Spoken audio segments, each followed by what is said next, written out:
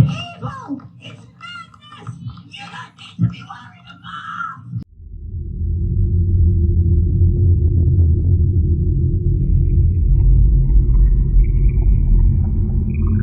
You would have thought Serene would have advised everyone to sign a cost agreement.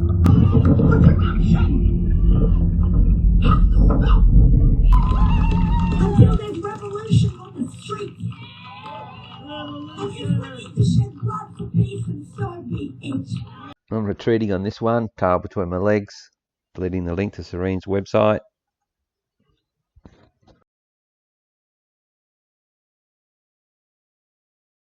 Now, based that link on what I'd seen Serene do when she was on Truthers channel, she seemed in interviews, she seemed quite rational, but I really should investigate, which I ended up doing post haste. So I've deleted that comment. Hopefully no one's followed it and spent $250 with her. Class action with regards to the illegalities of what is happening in this country. As far as Serene's class action goes, or any class action by Harvey Yemeni or anyone, it's going to go nowhere. Because when the Gold Coast tourist businesses tried to access information from the Queensland government upon which the decision was made, Justice Keifel just blocked it. Now, she's not just a High Court Justice, she's a Chief High Court Justice. So she set the precedence very early on that they're not going to allow anyone to challenge the government and the validity of their response and all of their policies, because you can't get to the evidence. Well, there is no evidence, but you can't prove it because Keifel's blocked it. And Serene's class action is based on the same principle. She needs to get to that information, but she never will be able to. Now, as far as revolution goes, blood on the streets, well, we don't have any weapons. They've got the weapons. It'll only ever be our blood, not theirs. But that's not going to affect any change. You're not going to get an outcome by that.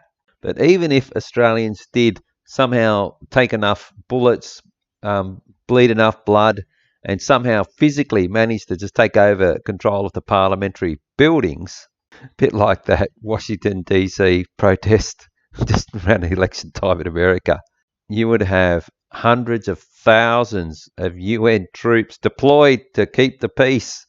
Remember, they'd declare an emergency, and under the Defence Force Amendment Act, God, isn't that handy?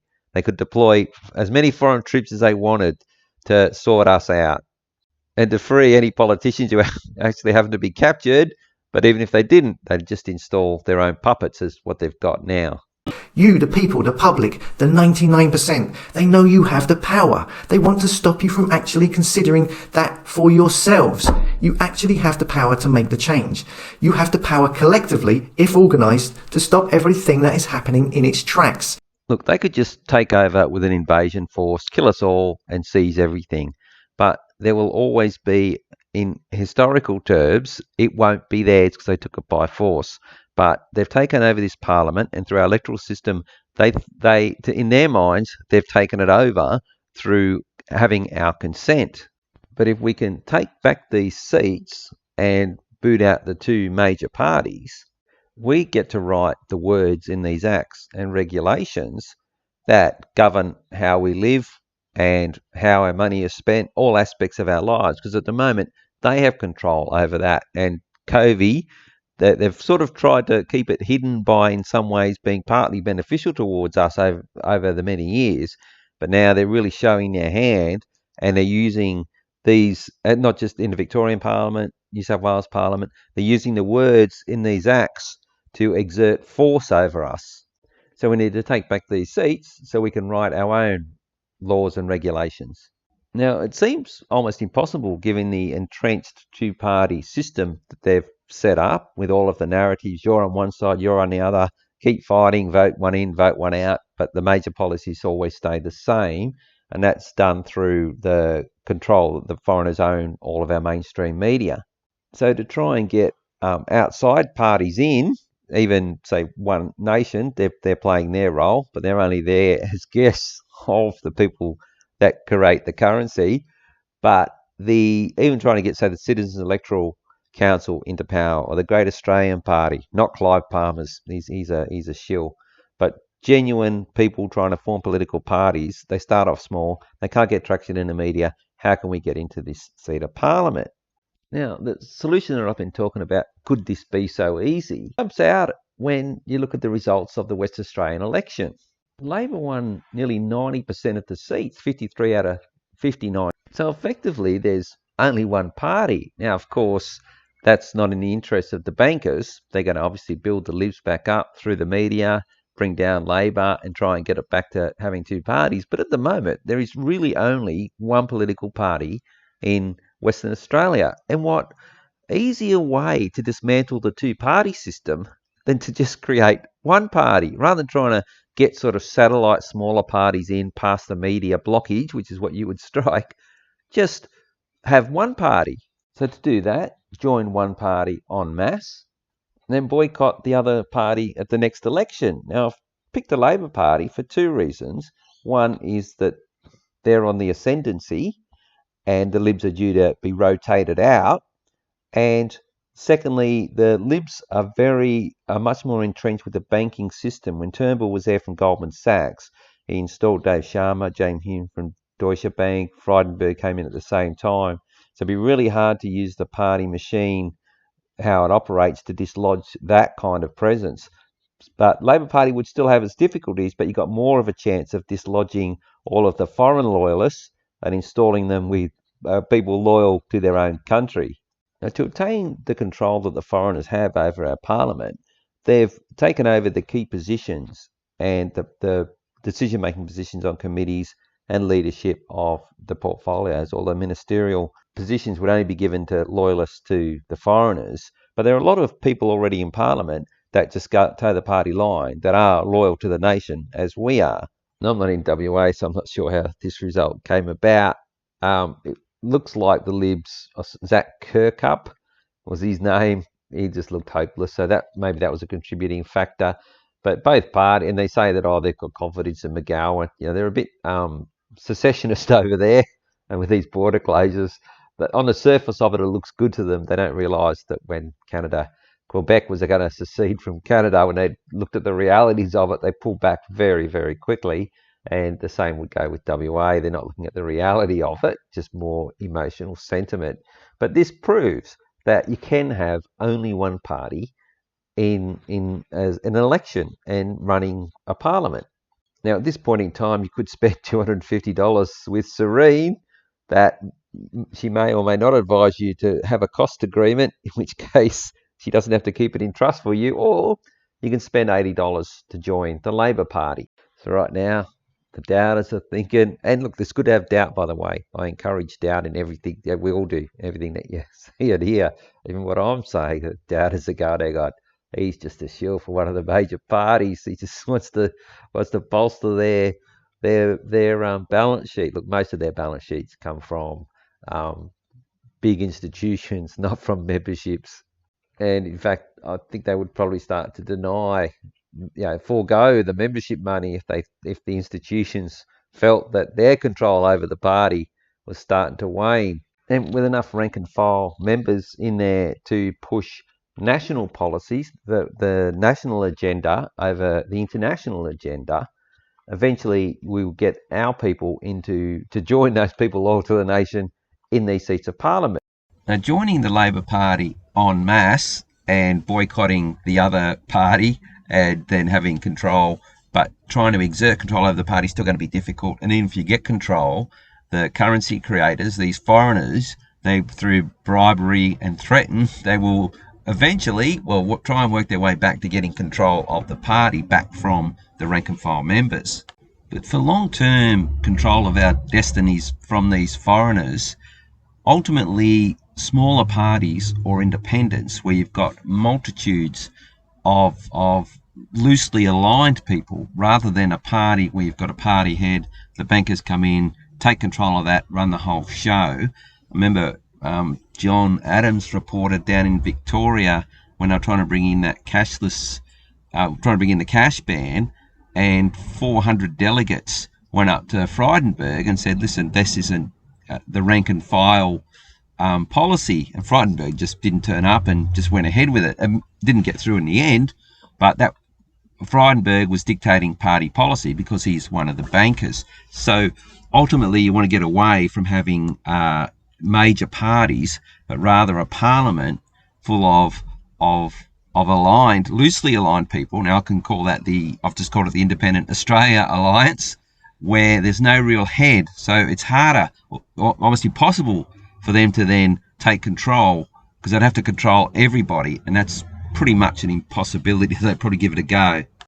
But in order to get those seats back, what you do is you just have an administrator, same, a team of people to help out, but in each electorate, and letterbox dropping questionnaires for people to consider. Now, they don't have to answer it, but they can sort of answer some of these questions within themselves. And 6 months in the lead up to the election, they find these questions. Political questionnaire: would you repeal the Defence Amendment Act that gives foreign military criminal immunity from criminal? I mean, they wouldn't even know about that. Okay. Would you provide government assistance to ensure car making, along with, and you could ask other industries as well. Would you return essential electricity infrastructure production and retail from foreign ownership back to public control? Yep. And would you stop a land tax on? Now, these are just some questions, but you could have a lot more. What this does is this bypasses the mainstream media, foreign owned, from controlling the information that people get and not raising these types of questions, but just going along with political slogans that appear on election day. Standing up for SA. What does that mean? A strong plan for real change. Change from what to what? As we know, all they are non-committed, broad policy statements. Once they get in, they just do what they want for 4 years, or do what they're told to do for 4 years. Now, in the lead up to the election, the administrator in each of the divisions, each of the electoral boundaries, goes to the candidates and poses these exact same questions that you've letterbox dropped into everyone's home as best you can. And either if they don't answer, or you can even just look at the policy, like the Libs brought in that Defence Amendment Act, so you can just put an end there without even consulting with them, same as some of the Labor Party policies. And then you might have the Citizens Electoral Council, or there's the Great Australian Party, and more parties will begin to spring up, particularly in subsequent elections. But just for the next election, the exact same questions that people have looked at, and then the responses are, you tabulate the responses. Then on election day, alongside real change, standing up for SA, you've got their policies on the questions that the people have had letterbox dropped and hopefully read. They can go, hang on, this guy's either brought the policy in or is against it, and this party here is for it. Like, just before they're about to vote, and someone from the Citizens Electoral Council ever voted yes, can stand alongside this. Have a look at this. He's vote for me, because I will action this in the Parliament. And you do that in every single seat in electoral boundary. Eventually, you're going to start to take over each of the seats in Parliament. It could cause a bit of a ruckus on election day. You might have Steve Marshall and that, I don't even know who that guy is, from Standing Up for SA. Their workers and volunteers might decide they don't like it. Nothing they can do. Just keep putting it back up again. I dare say to get to that, because this would be a real threat. This would, on voting day, remember, they've read these questions, gone, yeah, and then they've seen it here. Well, hang on, this person's going to do what I want them to do. I'm actually going to try and see if I can get a bit of a coordinated response back from this Independent Australia Alliance idea, and start to, I guess, get this kicked off. Get people letterbox dropping questions, formulating them. But look, I'm putting this idea out because if anyone else wants to do it, I'm not copywriting it or claiming any ownership over this. It's just an idea. So anyone else can run with this as well, and maybe even come up with a better way to do it. This is just my suggestion for a short-term and ultimately a long-term way of getting back control of the seats of Parliament, so we can then write our own rules. You could still hand over your $250 and go down this path if you want. Until there's revolution on the streets. If we need to shed blood for peace, and so be it.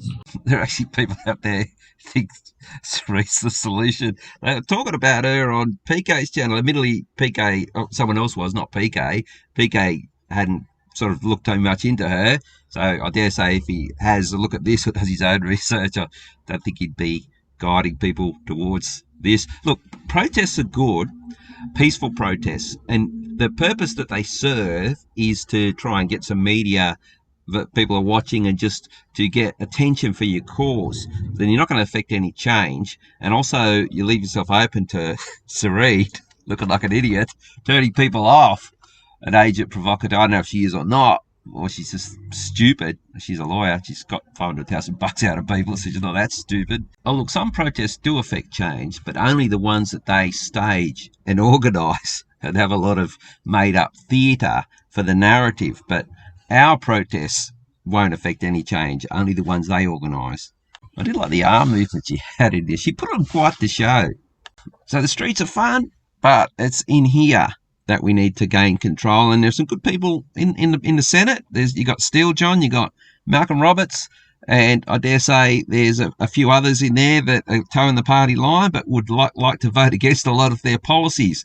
And if we can get a lot of independence or control of the Labor Party in the first instance and try and drive policy through that one party, but ultimately have a scattered presence in here with weight of numbers, and we can join those people, join Malcolm Roberts, join Senator Steele John, and get the policies that we want, such as tearing up all of these free trade agreements that have sent all of our productive jobs overseas and made us rely on imports, stuffed up our balance of payments.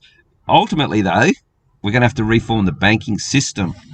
And we start that process by getting Christina Holgate to set up her Australia Post Bank, separate from the other banks, and that's publicly owned, like the Commonwealth Bank used to be. That's a CEC policy. First order of business on the very first day, just pass this thing straight through the House of Reps, run it up to the Senate, get it voted on. It's in. This was first introduced in 1985. It's completely written. You don't have to make any amendments to this thing at all.